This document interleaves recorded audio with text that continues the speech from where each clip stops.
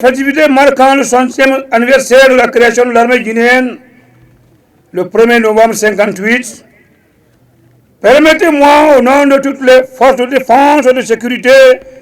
de la 4e région militaire, de souhaiter la bienvenue à tous ceux qui ont voulu honorer de leur présence pour donner un éclat particulier à cette cérémonie. En effet, du 1er novembre 1958 au 1er novembre 2023, voilà 65 années que nos glorieux devanciers militaires et civils,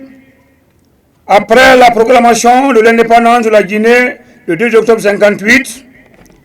ont pris la décision historique de doter la jeune République d'une armée nationale. C'est ainsi que le jeune gouvernement de la République de Guinée, à sa tête, le président Camarade Ahmed Sékou Touré nomma un secrétaire d'État à la Défense le 3 octobre 1958. Le secrétaire d'État à la Défense, capitaine Noumandian Keïta, avait la mission principale de créer et de mettre en place une véritable force de défense et de sécurité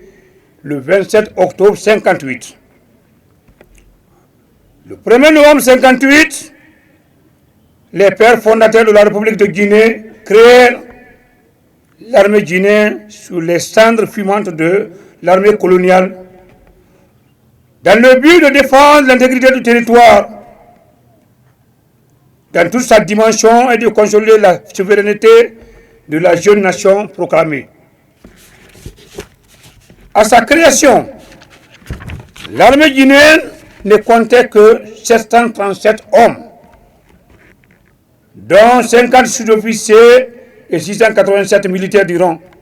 formés de 75 caporaux-chefs, 135 caporaux et 777 soldats qui se trouvaient en Guinée au moment de l'indépendance. Il était regroupé au camp général Galieni, actuel camp Kemeburema de Kinia, par le capitaine Noumandian Keïta et sous le commandement des 3 adjudants, adjudant Toura Kondé, adjudant Abouakar Tunkara et adjudant Amadou Douaré, sur une prévision de 18 000 hommes. C'est ainsi que cette précieuse et glorieuse institution régalienne de l'État s'est illustrée dans l'accomplissement judicieux de ses missions de défense et de l'intégrité territoriale.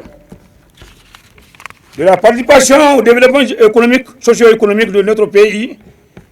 de soutien inconditionnel et actif au moment de lutte de libération nationale de nombreux pays, frères d'Afrique et la restauration de la paix, où celle-ci a été menacée aussi bien en Afrique